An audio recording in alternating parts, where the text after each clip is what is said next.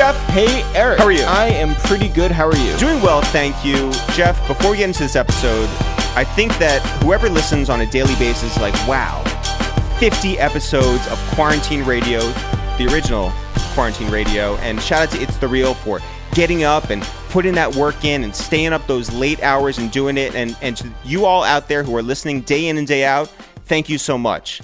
That said, I just want to tell people right now, this is going to continue, but for the first time in 2 months, Jeff and I are going to take a concerted effort to stop for a second and breathe. And so next Monday, we're taking a week off. We're going to take a week off. So that means no new episodes starting next Monday until the following like Saturday or Sunday or something. I'm tired. But I do want to say we're going to keep doing episodes this week until Monday. Yeah. And look forward to that and know that there's more content coming soon. But yeah, man, we need to sort of not pull these hours and not pull these like mental exercises and not pull ourselves out of whack. Yeah, like you seem exhausted. So do you. Yeah. So it's the reality is, we're doing this to keep ourselves sane, and so we deserve a break too. No, the reality is that we're doing this as a service for everybody out there who's looking for things to listen to. I do agree. Yeah. But you can't deny that like part of this is for ourselves. Part of this is to like, provide ourselves with work to do, with a creative outlet, and to be able to talk to 3 people a day. I think that part's been healthy. Yeah. It's staying up, editing the audio, the video, doing the photoshopping, getting creative with the GIFs, like really doing the extra stuff that, because we're a 2-man operation, gets you to 1:30 in the morning, and then you're back up again at 7 o'clock to start the cycle once again. So here we are.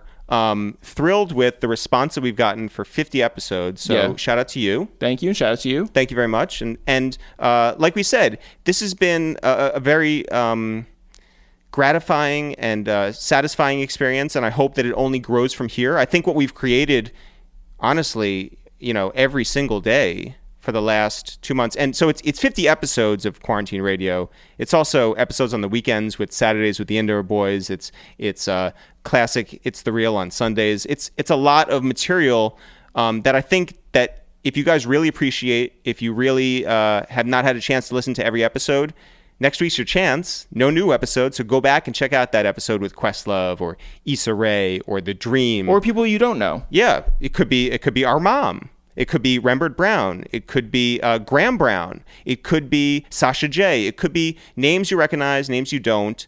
Every episode is filled with quality. So I just want to say thank you to everybody who has been a part of this, and thank you to everybody who is going to continue to be a part of this as we take a break next week and continue right after that. Yeah. I also just want to shout out people who have been reaching out and, asking how we're doing, because this is a lot of work.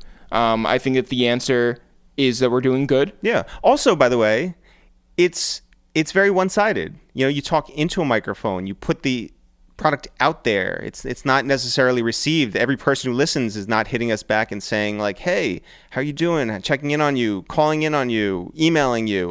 We're here for that. If you guys really rock with us, there's a lot of different ways to support us. One of them is to retweet us. One of them is to like something on Instagram. Another thing is to reach out to us by email or text message or DM or however you want to reach out to us and say, hey, you guys are doing a good job, or I appreciate you, or you're in my thoughts, or something like that. I mean, you don't have to be all on our jock. No. I don't need validation for everything that we do. What I want to do is, I want to hear how you're doing. I want to build a relationship that way. Yeah, and talk about relationships. Shout out to everybody over at patreon.com/itsthereal. That's another way to help keep this thing going, to show that you're with us as we move forward. It's a monthly contribution website where you can feel like an investor because you are an investor. And if you want to invest in some quality material like we're doing here, patreon.com is where you go, and specifically patreon.com/itsthereal. Jeff, for our 50th episode, who is on the podcast today? We have a star-studded episode today. Yes. With Jim Jones, with Marsha St. Hubert, and with Rich Kleiman. a lot of our friends here, all around one virtual table, and every conversation is fun. Every conversation has a lot of laughs, and every conversation I think is pretty evergreen and relevant to what we're going through right now and what we will go through in the future. So shout out to Marsha, shout out to Jimmy, and shout out to Rich Kleiman. Jeff, now is the time when we make the phone call. So here we go. Let's get on the phone with Jim Jones. Jimmy! What up? How you feeling? We're good. Yo, so Jim, I'm sure that you, like us, have been tuned into every single versus battle. Do you have a particular favorite out of any of them? Well, actually, I haven't really been in tune with the versus battle like that. Looked at the Teddy Riley joint a little bit. I think it's dope, though. I actually think it's dope that they all these great artists together and having them going back to back. You know what I mean? Shit is kind of fly, but I haven't really been in tune. I watched Fat Joe's the Droper show a couple times. I've been all over the net surfing back and forth and things like that. Well, why aren't you in the versus battles? Like, is there any reason? I don't have no. I don't know if I'll be. That's my thing. You know what I mean? Like, I've done some great records and I had a good time, but I don't know if versus battle was my thing. Well, I mean, even watching. I mean, I don't know. Shit ain't. I mean, like shit. I don't know. I mean, sometimes, man, I got my own shit. I'll be trying to get into all my own things that inspire me and makes me feel good during this time of quarantine. And that versus is something that makes other people feel good and takes up their time in a great way and things like that. For me, it doesn't do that for me. You know what I mean? So yeah. Doesn't make me. Jim, one thing that made us particularly happy was seeing your Instagram live with French Montana. And I got to say, we didn't even know it was happening at the time. We watched it. Someone uploaded it on YouTube, and we checked it out from there, and we rewatched it. And it was just fascinating to see, your guys' conversation, two adult men, like, who went through it for, man, a decade and talking real shit. And that meant something to two guys who don't even know the half of it, right? And we're watching it so intently, hearing everything you're saying, hearing everything he's saying, watching your guys' facial expressions, and it just seemed like you guys had gotten to a place where you're able to laugh together, and I think that was really really important for the culture and important for us. Yeah, it was dope. It was great. It's always great to put a beef to bed. You know what I mean? And it's been going on for a long time, and I got a problem with holding grudges, especially with not just the person I have a problem with, but with everybody around them and shit like that. So I had to learn how to dial in and dial back. And time heals everything, they say. And enough time, certain things pass. Not everything, certain things. And, for me as a man and shit like that, knowing that it wasn't really leading me nowhere, and it made sense. I mean, I feel good. It made me feel good. It wasn't for nobody else. I didn't do it for nobody else. I did it for myself. That's terrific. Yeah. This week also came with the news of the passing of Andre Harrell, somebody who meant a lot to guys who didn't know him personally. But I was wondering if you actually did know him. Yeah, I know Andre Harrell. Been with him on numerous occasions, numerous events. Dope soul, a great OG to the game. Definitely knowledgeable about every aspect of the game, especially when it comes to making business and creating artists and creating superstars. He's created so much for so many people to be able to take care of their family, and he's one of the greats in the game. Like, he's up there with like Quincy Jones and them to me. Like, he's that type of figure. When you say Andre Harrell, when you look at his history and who's he put on, like, he's responsible for Puffy, Mary J. Blige, like some of the greatest of all times. Like, you know what I mean? So it's going to be a soul dismissed. When you were growing up and that Uptown, sound was running everything, did that Mary music and that Heavy D music and that Guy music and that Jodeci music, did that really hit for you? Yeah, that was the era that was dope. The Guy music was definitely dope. Heavy, all of that, all the music that he had put out, that whole movement, the whole time, and that whole time in that era, that music was something different. It came at a time that it was needed. You know what I mean? It was just dope just to see how our young black brothers and sisters at the time could put on for our culture and look good at it and make a lot of money at it and travel the world. And you know, it made artists like myself want to be a star. When you're looking at the early magazines and Right On magazines and things like that, and trying to get cut out posters of our favorite artists and things like that. So you know, he's responsible for creating that feeling for me. Well, who was hanging up in your bedroom walls? Up in my bedroom walls? Yeah.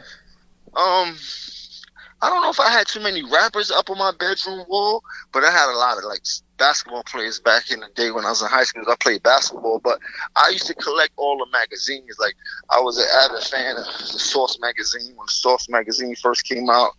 I probably was in elementary school when the Right On magazine came out. We used to steal them from all the girls in the class and things like that.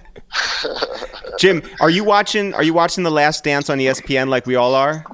I watched a few episodes of it. I didn't get to sit down and really indulge in the whole thing, so I think I'll binge watch it once it's all over. Have you ever met Mike? Me? No, I never met Mike. I've been in the room, seen the room with Mike, but I never met Mike. Who is the basketball player that you have the best relationship with, like throughout all the years? The basketball player I have the best relationship with, I got Johnny Gray. He's one of my personal, like my brothers and shit like that. On the Houston Rockets. That's probably the closest I am to an NBA player, but I have few NBA friends and things like that. So it's cool. Can you just talk about your workout real quick and like what gives you that focus and that drive to go downstairs and lift that weight and do the full circuit and really like get into it on a daily basis? Just I'm trying to stay focused, trying to stay young. Not trying to turn into no couch potato and become too complacent. You know, it's part of the lifestyle. Today I want to make sure my lady see that I'm always trying to do something in the crib and not just sitting there and letting myself go. I would hate to know that she's looking at people on Instagram working out because I ain't working out. And do you see the response from the people online too, where they're like, "Yo, if Jimmy can do it, I can do it," and like I'm learning something as we go? Yeah, it's a great response. Like people are very, very interactive when it comes to me posting up my workouts, but they're even more interactive now that I've been posting up these quarantine fitness workouts with these workouts that you can actually do from your home without actually having gym equipment and giving alternate exercises for, you know, so they really, really get a kick out of that. And so I'm actually doing something with Revolt where they be 2 days a week, they be showing some Jim Jones fitness segments. Pretty dope, you know what I mean? Yeah. At the quarantine fitness, so people get to really log on and, you know, start to get in shape with me. So, you know, I'm blessed, man. That's really dope. Okay, so you when you put up stuff on Instagram, you tag people. You tag like 15 people at a time. Like Fat Joe, you tag everybody. Yeah. Okay, so is that like to motivate them? And also, as two guys who have started working out in quarantine, can you start adding us? Yeah. Oh yeah, definitely. I definitely start adding y'all if y'all adamant about your work. I hit those who I know be in the gym, working out, working towards bettering themselves, or those are fitness trainers, or those are rappers that I know that work out, or anybody that hit, I definitely know gets their fitness on. Yeah, you know, I'm gonna be very honest. When we started quarantine, we just wanted to like move around, stretch, do a little bit of activity. We started out doing yoga, and that has been like eye-opening for us around here. Never thought that we were going to do yoga, and here we are, like Russell Simmons or something like that. And next up, we ordered like, you know, fitness bands, and we're trying to like, you know, get to the next level. So we're gonna look to you, and we're gonna try to get some inspiration from that Jim Jones workout. You know? Yeah, please. Them fitness bands are important, especially right now. Yeah, you definitely could do a lot with that.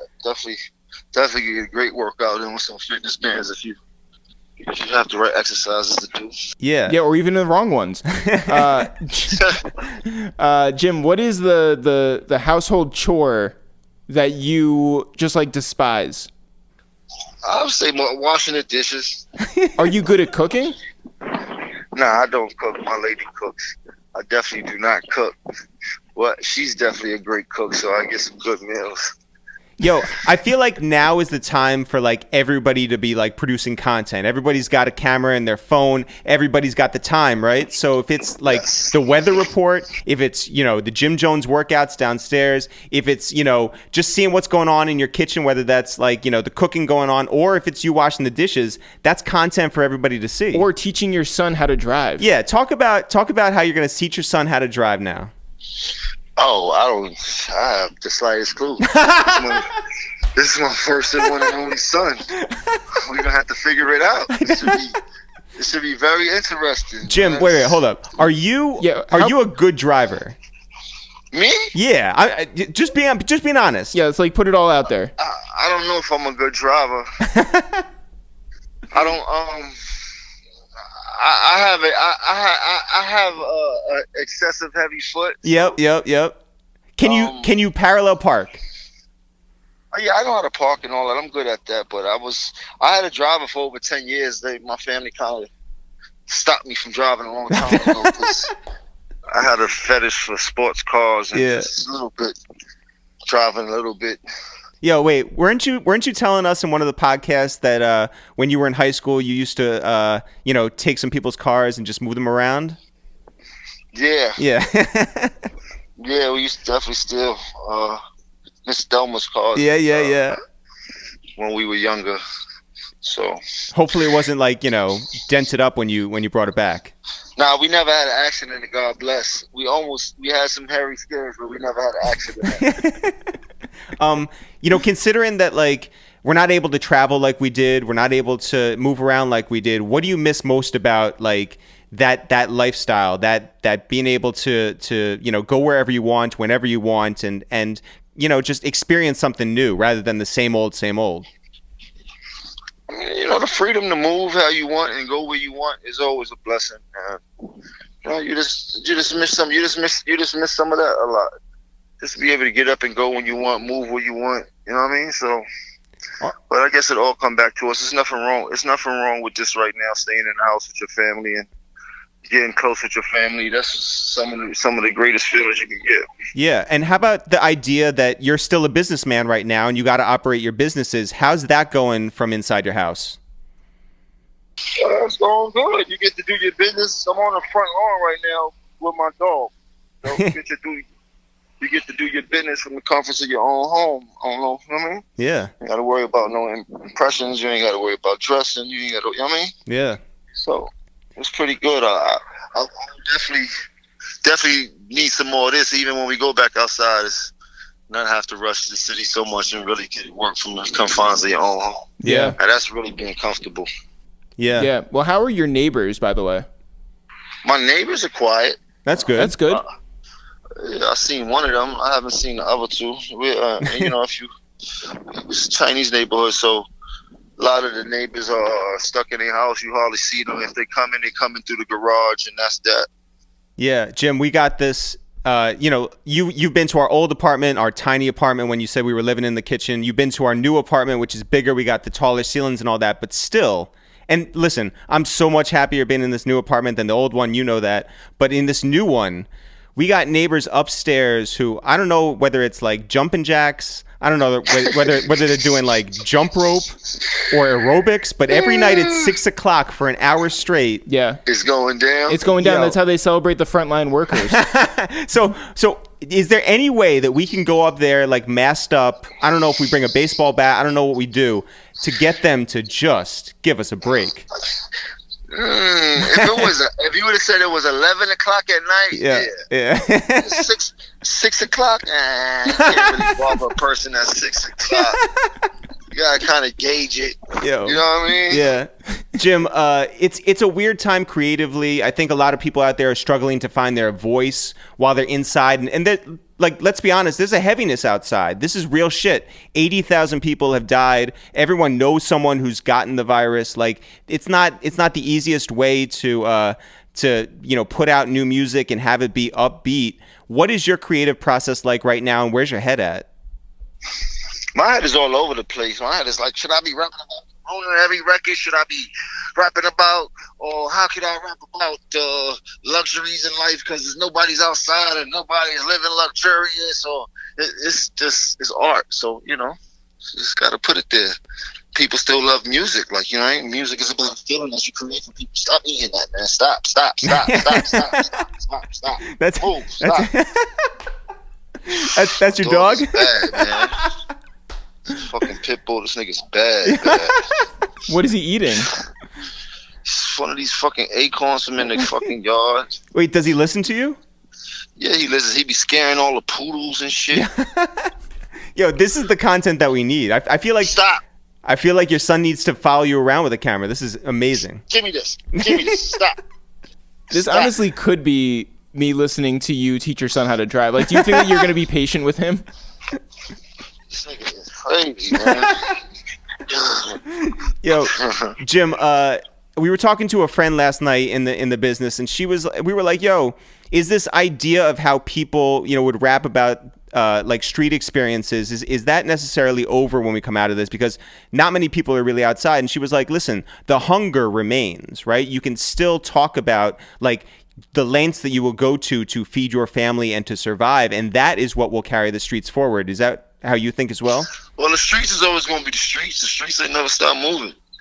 Legal activity is a legal activity. That form of life is never going to stop moving, man. When it comes to drugs, people need drugs. They need what they need. And quarantine ain't going to stop that. And hustlers know that. So supply and demand at all times. Yeah. So when we get back outside, they still going to be supplying and demanding. You think anybody getting their fix right now? Everybody getting their fix right now, no matter what the cost is.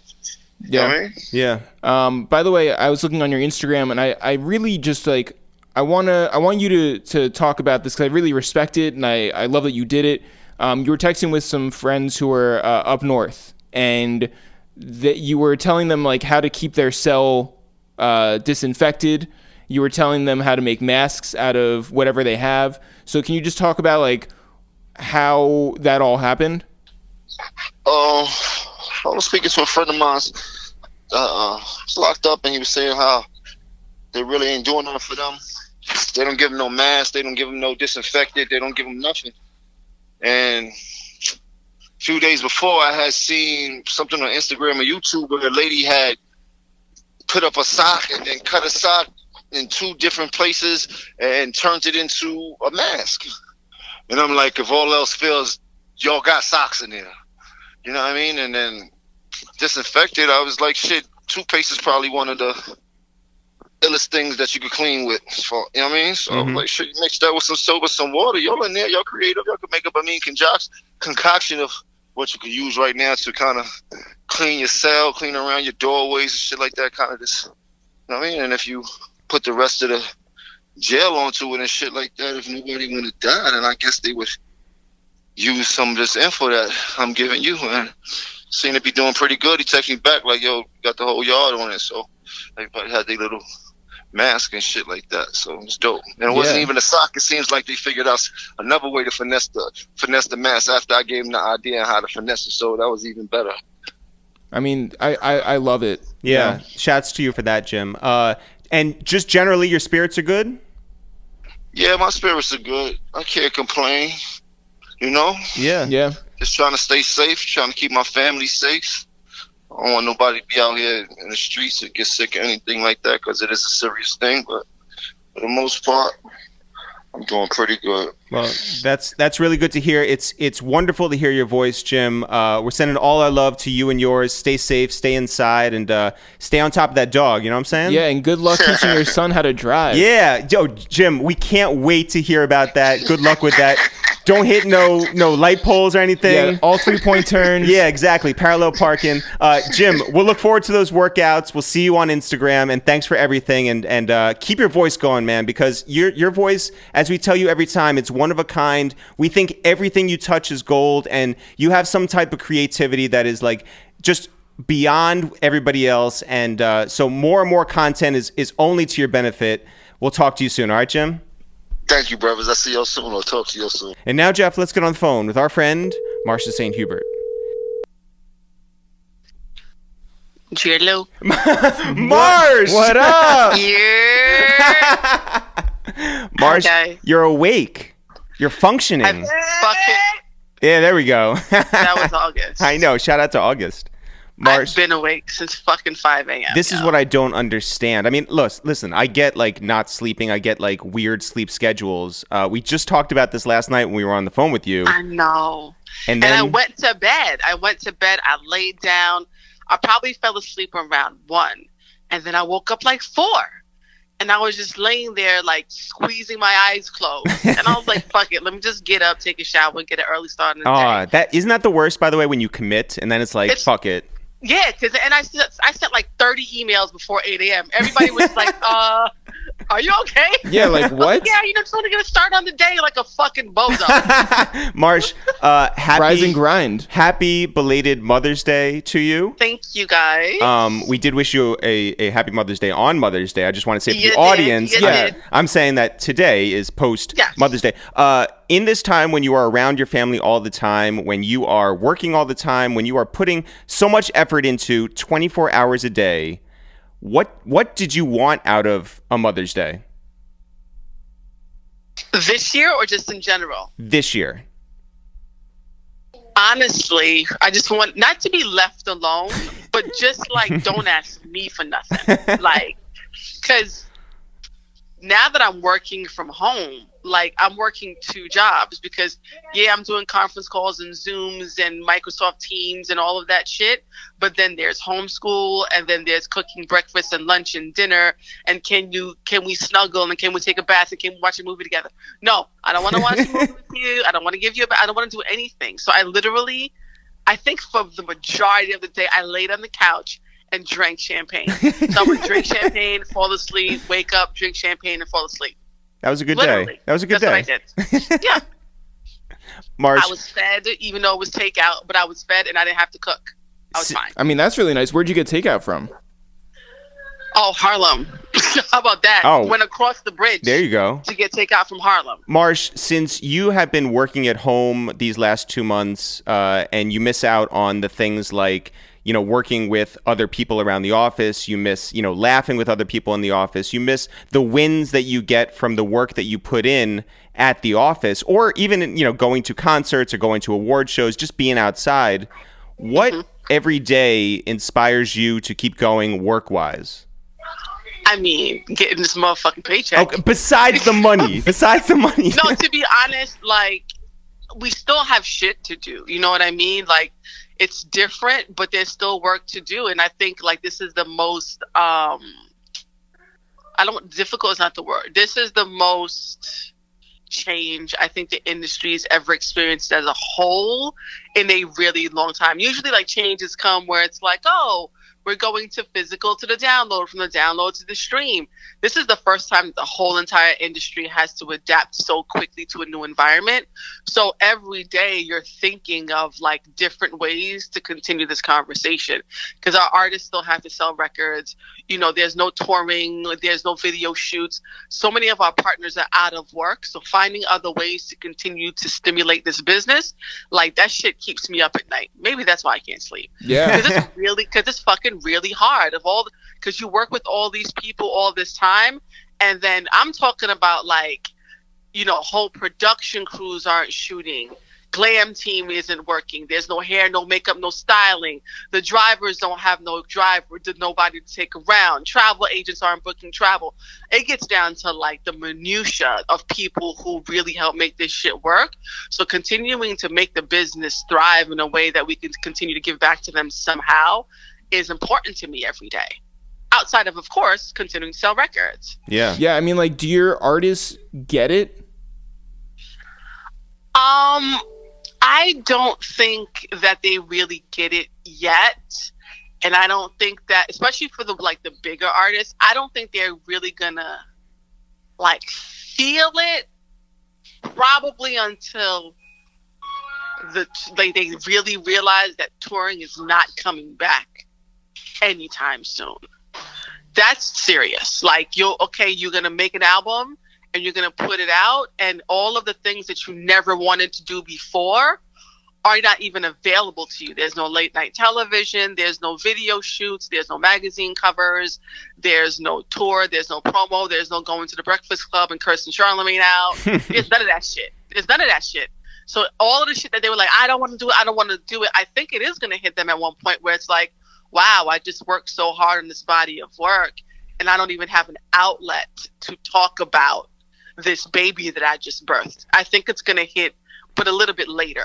Marsh, you are a industry-renowned marketing executive. You are somebody who is extremely creative when it comes to rollout plans, when it comes to making records go.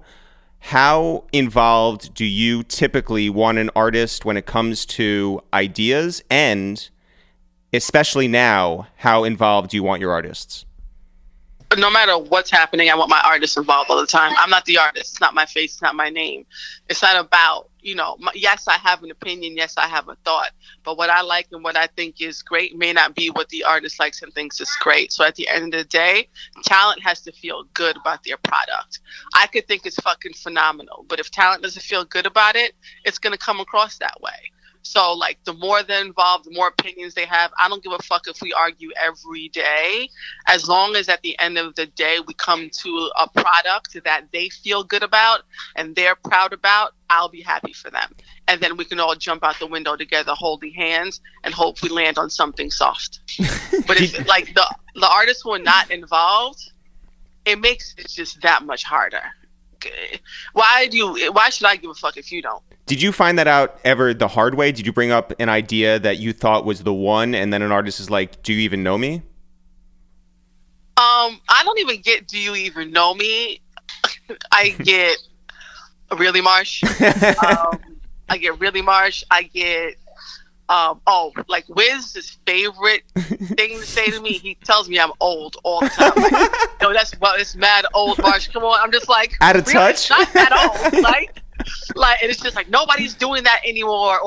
But it's like it's part of the conversation. Like if I came to somebody and they always said, "Yeah, Marsha, all of your ideas are the best," then I wouldn't be pushing myself to be more creative. It forces me to like try different things and to not be the same type of marketer every single time. Yeah. If you look around and like you get to the point where it's like you're mass producing this creative across the business. So it's important to me with my artists because you're talking about Cardi B, Kodak Black, Wiz Khalifa, Lil Uzi Vert, Meek Mill. I mean, they run the gamut. Completely different.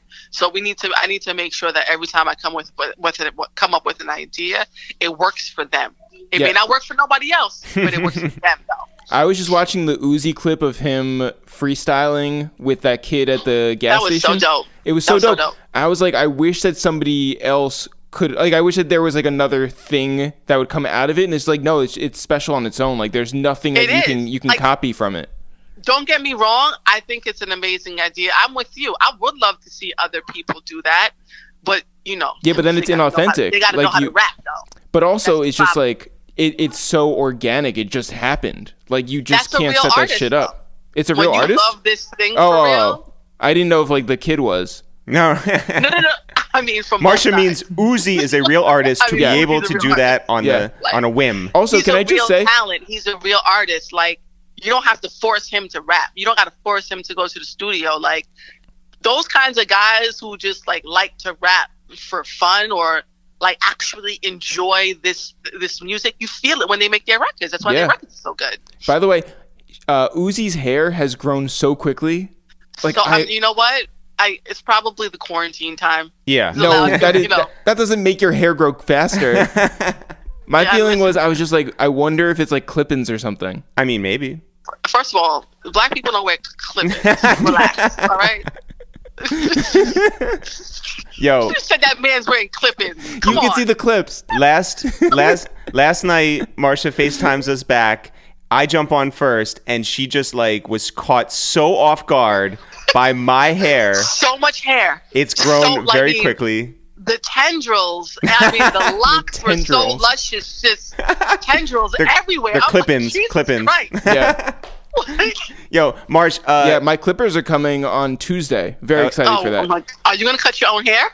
Yeah, Unless Eric, I might No, ask Eric that's to do the it. craziest thing, Marsh, is that Jeff has never in this entire time asked me if I would be willing to cut his hair when the clippers come. This has always been, I'm going to call my barber. Yeah, we're going I'm to FaceTime. going to I'm look gonna in the FaceTime. mirror and try to do this myself. Yeah. I have to see this. I gotta see this. We should make this like a specific Instagram moment. No, it should be for people. 100%.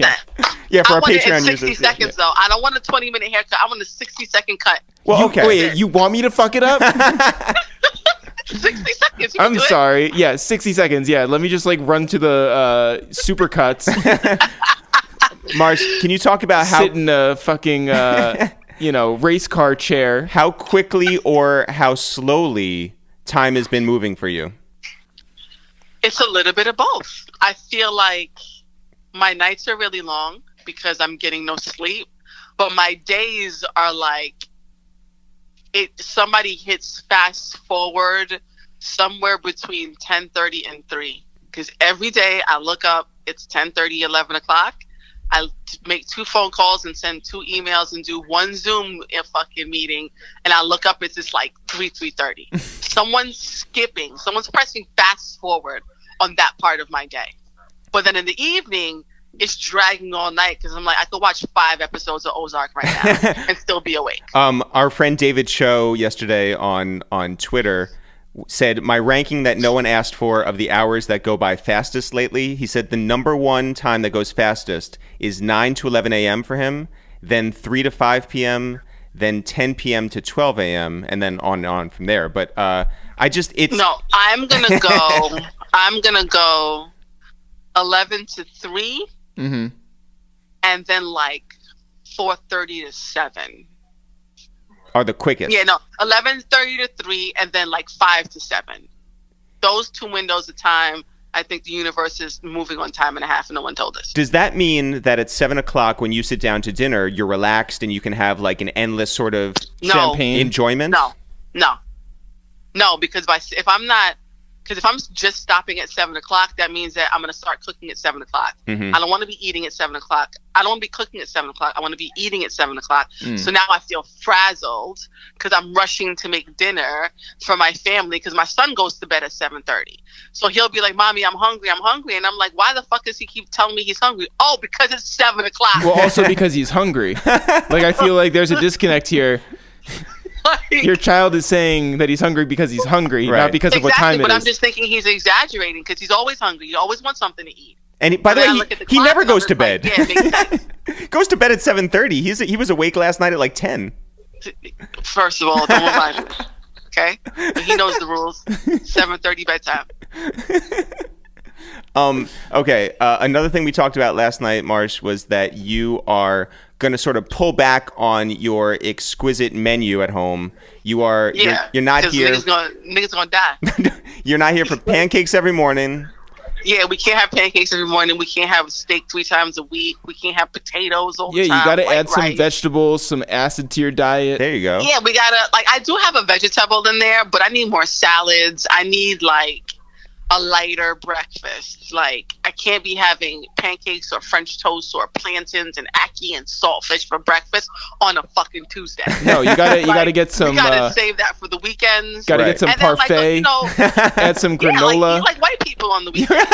Clippings. Oatmeal and ricotta cheese with By the way, cantaloupe I or hate something. ricotta cheese. I'm not a ricotta I cheese thought fan white either. people love that. No. I mean, Maybe not they do. ricotta cheese.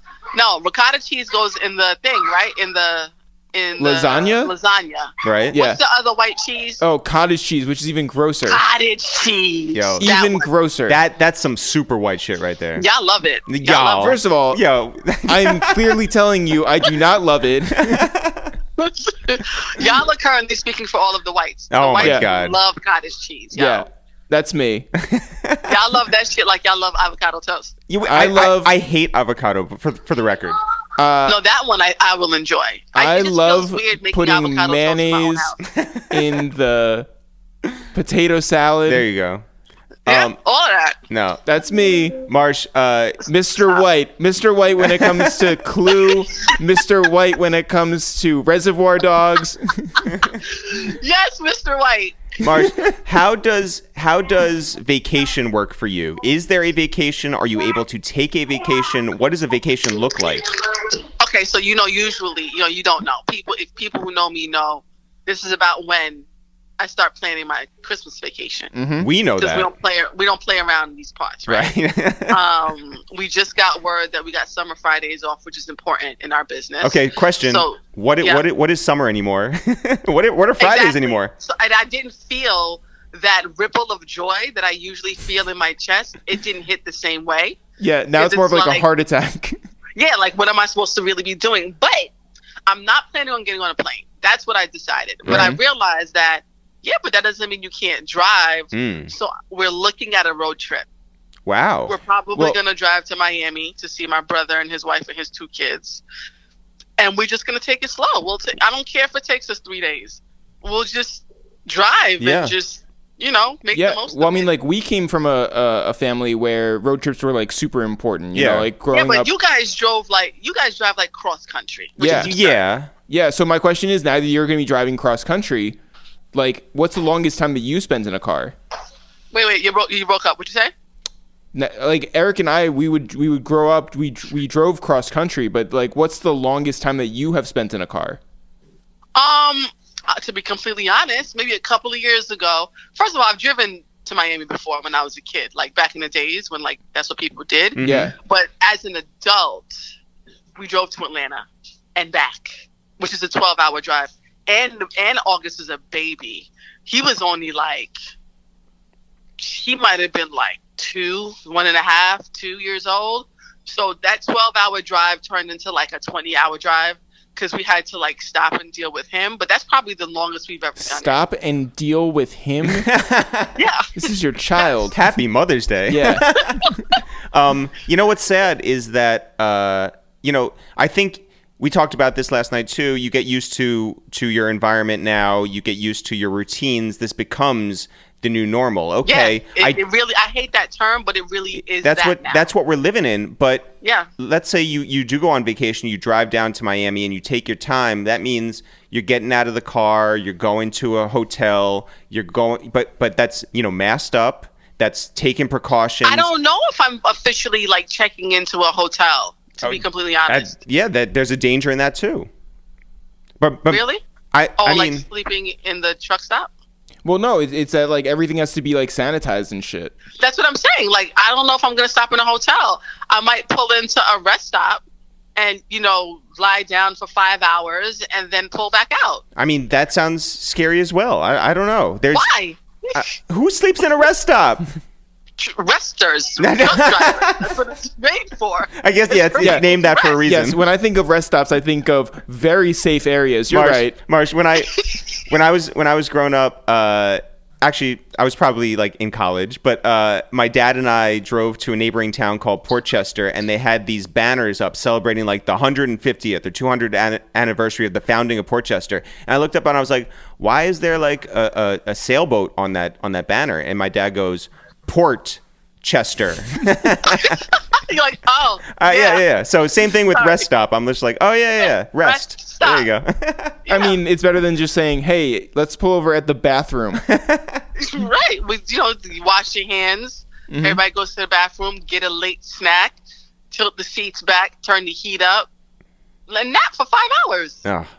Marsh, how do you yourself decide when the workday ends? Like, how do you get personal time and turn your phone off, or theoretically turn your phone off, or let people know that, your time has been passed? Well, it's easier for us because our chairwoman called that shit early. Do you guys hear that sound? Or is that driving you crazy? Sorry. No, we're good. Was it white noise? By the way, that is what we should call our podcast. White noise. No, we called it at the beginning, and said as a company, we don't want to wear people out. We don't want to wear staff out. Because people are so, when you're sitting at home, you'll be working forever. We called it. We said 7 o'clock is the end of the day. Period. We end at 7. Now, how good we are at that, it fluctuates. But I think saying that out loud and having the corner offices say it to you, when Julie and Kaiser are saying, "Yo, the day is over at 7," if you call Julie at 7:15 and she's like, "Why are you calling me right now? This can wait till tomorrow." It gives you a sort of mental freedom to let go on your side as well.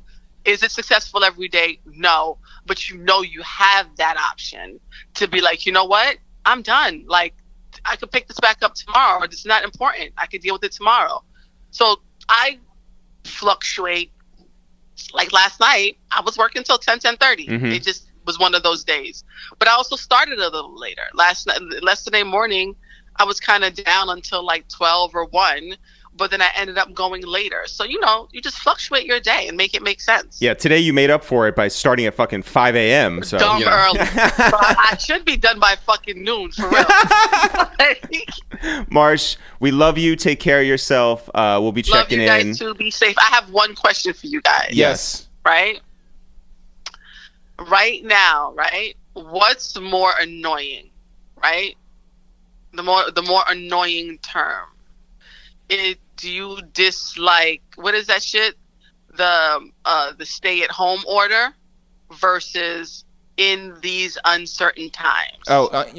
I unequivocally, it is the latter. I hate in these uncertain times. Doesn't it drive you fucking crazy? But I don't have a better workaround. I don't have one. Every time I email somebody to get them on the podcast, I'm like, "Hey, hope you're doing well." And I'm like, "As well as you can be." I'm like, nobody's doing well. Yeah, it's become the new circling back. I'm saying, I've landed on idiot. I hope this email finds you and yours safe and healthy. Yeah, I'm like, that's where I landed. I'm not saying uncertain times. I say, I hope you're well or well enough. And then sometimes I even go further off the edge. I'm just like, or whatever, who knows?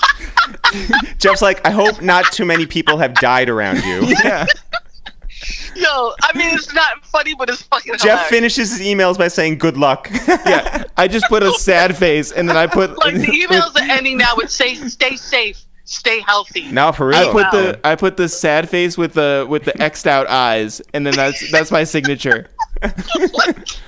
Yo, this is what our lives have become. Yo, who would have fucking thunk it? Not me. Not me. But here we are. Guys, Marsh, we love you. Take care of yourself. Stay safe and be well in these uncertain times. Love you. Bye, Blazer. Bye. And now, Jeff, let's call out to Long Island to get on the phone with our friend, Rich Kleiman. Hello? Rich! What up? What's up, Rosenthals? What's happening? How are you? I'm good, guys. How are you? How you guys holding up? We're doing all right. We're, still here on the Upper West Side. You have decamped to the Hamptons. Oh, I didn't even realize. Oh, yeah. No, you didn't feel Rich's presence gone from these Upper West Side streets? Yeah, I didn't see you outside of Fairway. Yeah, exactly. I would have been there. Rich, are you stretching out? Are you making your way around the roads out there? How has not city living been? I'm fortunate, obviously this is like a blessing to be able to come out here. So we get outside, drive around. I go to the store a lot of different trips to the different supermarkets of the Hamptons. A lot of Costco trips, a lot of hardware trips. Hardware? Are you building anything? No, we got a lawn blower. We got a leaf blower. I mean, we get to up. Yeah, I was like, I don't know what a lawn blower is. Yeah, lawn blower would be. Rich sounds like a real New York City kid, Yeah, it doesn't know what a lawnmower is. Leaf blower. I had to up my game. I think that's about it. Yeah, that's really about it. Well, first of all, congratulations on a whole string of documentaries, actually. I feel like the Stefan Marbury one had just happened, and all of a sudden you're back on Showtime and you have a new documentary coming out this Friday. Can you tell us about it? Yeah, I mean, look, it's been an interesting time because obviously there are very few blessings that you can get out of this time period, and it's a scary time in our world, but from a professional standpoint, had a lot of content that was lined up to come out during this time frame. So, the Marbury film, as you said earlier on in quarantine, was on Amazon Prime and on iTunes. We had Cue Ball, which had been out for a period of time already, that was living on Netflix and ended up getting bigger audience than it had ever gotten before, and had been out for a year. And then the release of Basketball County on May 15th, I think if there is any blessing professionally, it's that we have an opportunity to show the work that we've done, and something that's really important to us, and special to us, that we have a bigger audience, and more people that are available to watch and tune in that may not have passed. I think the unfortunate part is we really had some incredible ideas of what we wanted to do in PG County to premiere the film, and the things Kevin wanted to do back home, and hopefully one day we can do that. But we're going to try to do some cool, creative things Friday to bring as much attention as possible. So, we've been keeping busy, and then the boardroom is something that we've created a platform where we can create and tell stories and give our own point of view on the sports business on a constant basis. And by being able to do that, we've been able to stay very busy. So, we're one of those few professions that are not affected too much by this time period, similar to you guys. I think it's a really great thing to have so many things in the can and have so many people, willing to consume so much content all at once. And so this seems like, even though there is all that heaviness outside, it's nice to have something on the inside. You are no stranger, as we know, to making documentaries, and we want to talk a little bit about one of our favorites, which is Fade to Black. When you think about that, and that's something like 17 years ago, what is your fondest memory from making and actually like getting in the editing process and shooting and being behind the scenes on something like Fade to Black? That's crazy that's 17 years ago. I know that we premiered it in November of 2004, and the night of the premiere was also the night that Puffy threw a birthday party for himself. So that was his 35th birthday party. I think that it makes sense. So it was his 35th birthday party at Cipriani downtown on Wall Street, and our premiere was at the Ziegfeld. Yep. I'll never forget that, because it was like, for me, just similar to you guys, just loving every bit of the energy of the music business and hip hop and the New York City labels that coming out in the 90s and the early 2000s, to be able to like have this night at that point in my life culminate in being at this premiere for a film I was able to be part of with Jay-Z, and then to like be able to even go in and enter the birthday party and like be allowed in at that point. It was like one of those like incredible nights. But I was just so blessed, like looking back at that time. It was such a gift to be associated with that project. It ended up leading to so many things for me. I learned so much from it, met so many people, really started to like see the kind of the hole open up a bit on the line of scrimmage for like what my career could look like, and it was just like a moment I felt some validation for like the hustling I had done and trying to get in any door and be around anybody that I could learn from, and to be able to like sit in rooms with Jay-Z at that point in my life and be a part of putting this film together that I know so many people really feel special about. Like looking back at that time, it was incredible. Yeah. I mean, like it's a much different path than you setting up a restaurant, I guess. Oh man. Yeah, the restaurant business for me, I realized now I didn't really want to put any work in. I didn't know anything. I just wanted to own a restaurant. Sure. And I kept calling it like, I want to be in a restaurant business. Do you guys remember the name from the last pod that I told you? Oh my God. I know that it was like something like fish related, or like a something like nautical, right? Nah, close. I mean, not really close, but I could see. Was it something to do with there. Level? Nah, there was two of them. So the first one was Stravaganza. And I like dropped the EX and I was just calling it Stravaganza. And I made t-shirts. The second I came up with that name, I was like, I jetted downtown to this print shop on 38th Street and 12th Avenue, and I made Stravaganza t-shirt. Wait, does that mean that you're extravaganza? I dropped the X, man. Yeah, but now you are formerly Extravaganza. And then Element. That's the one. Element. Element. Element was when I went to this. I went to this program It was the NYRS. It was the New York Restaurant School. Yeah. But I don't even know what I was doing. I was going to this building on Barrack Street, and I would go into I would go in from like 8 to 12 with all these guys that like wanted to be chefs or sommeliers or restaurant managers, and I took this like class and got all these different certifications. Oh my god, it's so crazy to think about. And then, yeah, but Rich, you're still that guy when you go to Costco, you know? I am still that guy looking for a lawn blower. But the Element was like I still have that entire presentation. Like every time I've moved, I'm just about to like throw every last thing away because I'm crazy OCD, and I'm like, nah, I can't throw away the Element binder. And you have to frame it. You have to put it up in your office. Yeah, put up frame frame every single page. I'm gonna frame every page. I'll have it hang off the ground so you can like interact with it. And Oh wow, like a children's museum. I think that's a fantastic idea. Element was kind of modeled after you guys were uptown. You didn't go downtown clubbing it in the late 90s, but Element was like modeled after all these places in the city that were like restaurants until 11 o'clock. Yeah. Like Angelo, Maxi's, and Lemon. And maybe you did go to these things. I didn't, but I went to Boston, and they had that sort of model up there. Yeah. Exactly. Rich went to Boston too, Jeff. Yeah, I remember that Rich did go to Boston. And then Rich didn't go to Boston. Yeah. Yeah, that's right.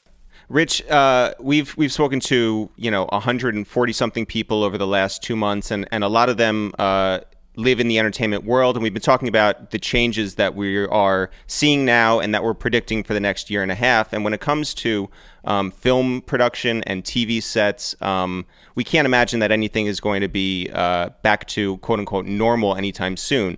Thinking about like all the people who are staffed on a set, all the people who are involved in acting and directing and cinematographers and lighting, and even down to like craft services, gaffers, lawn blowers. That's right. Lawn blowers. And I think that people have to sort of understand that there's a new normal about, and that comes, for production and editing and even imagining what comes next. For us, for anybody else who is a creative out there, I think we all have to sort of reimagine what the future looks like. What are you thinking about as somebody who is a television and film producer? Well, yeah, I mean, you're 100% right. I think that like what I try to do though is not really try to look too far in the future or overthink like what won't be available to us in the future, and like what has been impacted and what is the everlasting effect. Because I think if all were asked 2-3 months ago to even dare think that we'd be in the position we're in now, it was unimaginable. So similarly, it's unimaginable right now to think that we could be on a set or, on location somewhere or shooting somewhere. But, I'm optimistic. And I think that, yes, things will change because it always changes with time. And especially during something like this, that's unprecedented. But at the same time, we'll all adjust, and we will speed up maybe the use of technology in certain ways that was slowly being introduced, and some things will become safer, and some people will become more confident and comfortable, and things will take on a different format and how things are made. But it's not going to feel so crazy, because it's not like you're going to get a statement overnight and be like, this is how films are made now. Like, this is how TV is made. I was just adjusting, just like, the boardroom. I look up 3 months later, and I'm on a company call every morning going through editorial, and like in 3 months we've added different verticals, we've removed other things, we've course corrected a bit, and it felt very seamless and normal. It didn't feel like we were like, oh my god, code red, like what do we do now, you know what I mean? And in terms of the documentary, like we were on Zoom calls going through edits and cuts, and it's just fluid and you just adjust to it. Now there are some things that are going to be hard and we can't wrap our head around it right now. Like we're shooting a series in Richmond, Virginia called Swagger on Apple, and it's on location.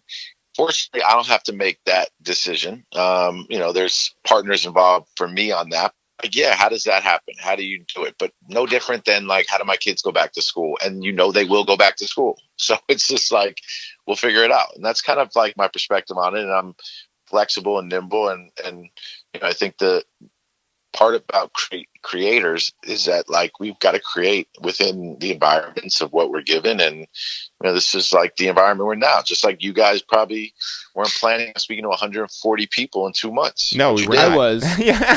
This was always my plan. Yeah.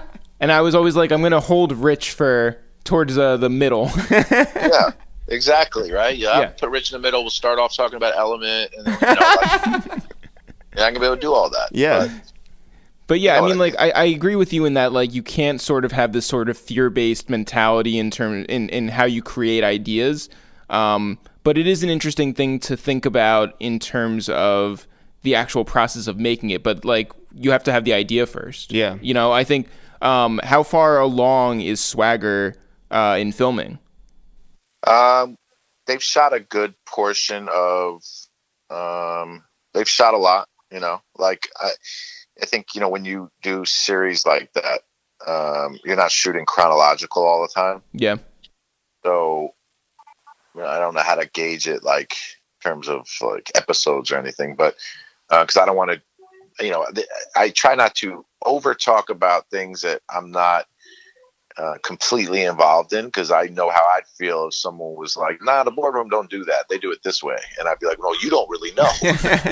So in this case, it's like, I'm obviously abreast of everything that's going on, but I don't want to misrepresent exactly what's been shot and hasn't. But like, a good portion of the show. So yeah, I also did not know that it was a show. I thought that it was a documentary. So there's that. There you go. Yeah. Scripted series. Yeah. Well, let's talk about something that you do have your hands all the way in, which is 35 Ventures' new headquarters in Manhattan. That was and is a real thing, correct? Yeah. And what happens now that no one's using it? Well, it's kind of like it's the one thing in our life, I guess, from our work wise, it just stopped, which was like, we were truly at like the 1 yard line on this dream project we were building for us, for our headquarters. And it'll still happen. We've been stuck at the 1 yard line now for 2.5 months, but that's nothing compared to what unfortunately so many people are dealing with. So like, it is what it is. And whenever construction is starting again in the city, we'll go back in and finish it up. And then I won't have anyone in there this summer. I think it's like safe to say that when you're a small group as we are, it's like 15 or 16 of us in general. There's no point in me trying to like figure out like how I'm going to transition into an office when we don't have to right now. Like, we're all very comfortable in this format, and we'll figure it out in the fall, but it'll be a part of our future for sure. And we have a fairly big space, and there's a lot of outdoor space with our new offices. And like I said, there's only 15 of us, and we're not hiring that aggressively right now anymore. So we'll be able to be safely in there when it's time. But again, it's like what you said about filming and production. It's like, yeah, part of me sometimes is like, damn, am I even going to use, like, when are we using this office? Like, I don't even know when we're going to use it. Yeah. But we will, we will, and we'll be back in there, and it will figure itself out. And whenever that is, we'll enjoy it. And I'll maybe you turn the building into like a paintball, court or whatever, safe distancing. Yeah, that's not a bad idea. That's not a bad idea, but it kind of is. All I'm saying is, Jeff, put together a binder and present it to Rich, and then see if this works out. Rich, Rich, you're somebody who like us loves sports, but you really love sports. Has every league shutting down left a big crater in your life, and how do you feel that? It has left a crater in my life, and I miss it, and I miss the idea of like watching the NBA playoffs. It's just the best. Every part of it is the best. But I'm just like, I've been consumed with content, old YouTube clips of games, watching The Last Dance, obviously. Oh, yeah, of course. Considering The Last Dance, do you have any feelings on those late 90s Knicks and where that, sits in your heart? I do, but not bad feelings, like only good feelings. When I'm watching it, I think just about how exciting that time was, how I used to like wake up in the morning like it was game day and didn't think about anything else for 9-10 hours until the game started. And even though obviously they didn't beat the Bulls any of those years and get through, except for the year Mike wasn't playing, it still was like the best memories ever. Like it just represented an incredible time period in like our generation's life. So just to be around, like just be able to watch it again and see the access that they had and the kind of things that you don't get to see, that we didn't get to see back then, but you see all the time now from athletes that we kind of maybe take for granted. It's just incredible to watch it again. Do you remember the first time you met Mike? I really only, yeah, because it wasn't that long ago. I went to, I met him at Toronto All-Star Game, and then I met him in the Hamptons once. I ended up at this like party that they put me in a certain area of the party, and he was at. I'm sure he doesn't remember it, or he probably has no idea who I am.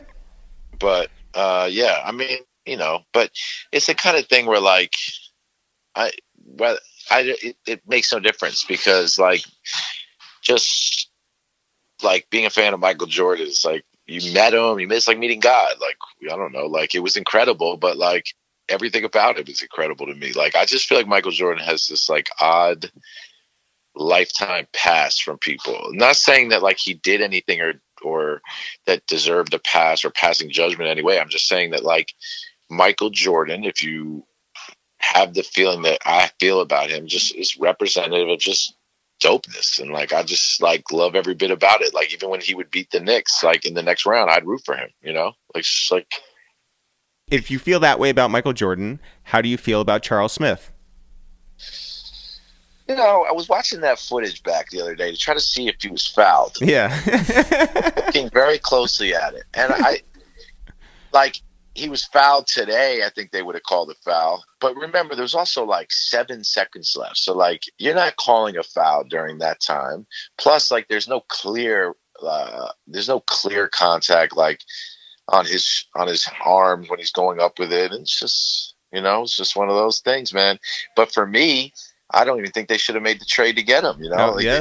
They traded Mark Jackson after Pat Riley's first year to get Charles Smith and Doc Rivers. And, you know, that's how I look at it, you know, because I'm like, man, you shouldn't have even made the trade. Because I always felt like that team with Mark Jackson, had they kept him on, and they had Xavier McDaniel that year. Yep. He didn't really go on to do much in Boston, but like, who knows if it would have been the same if he had stayed in New York for another year or two. I just love that team. Yeah. Well, and then wait, Mark Jackson. Then he went over to the Pacers. Yeah. Oh man, and I hate the Pacers. Clippers. He went Knicks to Clippers. Yep. Clippers to Pacers. Yep. Pacers to Nuggets. Yep. Nuggets back to Pacers. And then Pacers to Toronto in free agency. Yeah. Then Toronto traded to the Knicks. Then the Knicks again for another year. And then... Are you looking at his Wikipedia page? I don't even have to. Then he played with Utah. He backed up John Stockton for an entire year. Played all 82 games. What's his social security number? 065. Yo, Rich, before we let you go, how's your family been doing through this? How are you doing with Zoom schooling? And then if you could just tell us how Kevin is doing these days. Obviously, he was in the news having been somewhere in the vicinity of the virus. And how is he doing today? He's fine. Thanks for asking. He's healthy. My family, all healthy, thankfully. My kids healthy, and our kids that are, you know, I'm enjoying being around them and having this much family time. Homeschooling, I'd be lying if I say that I get in the weeds. I'm very lucky that my wife gets in the weeds of that, but I've printed a ton of documents for them. Oh, good. I was able to set up the wireless printer, which was a pretty big thing for me. Congratulations. Wait, what was the biggest struggle with that? Well, the biggest struggle for me was I just don't like reading directions in general. Just like printing them out, putting them on the wall. Yeah, exactly. I just want to stick them on the wall and then follow them. Just following them was a problem. But that was a big moment for me, getting the 2 ink cartridges in, loading the paper. Then they give you a random PIN number to scan things. That Yeah. threw me off for a second, but once I got back on board with that, I understood everything, and then it's been smooth printing from then. Rich, you are the greatest. Thanks for everything. We're sending love to you and yours. Stay inside, stay careful, and stay creative, and we'll be checking in. All right. All right, guys. Thanks a lot. You too. Shout out to Rich Kleiman, shout out to Marsha St. Hubert, and shout out to Jim Jones. Jeff, are we back tomorrow? We are back every day forever. As always, guys, not for real, for real. Sure. We'll see you guys tomorrow. Right.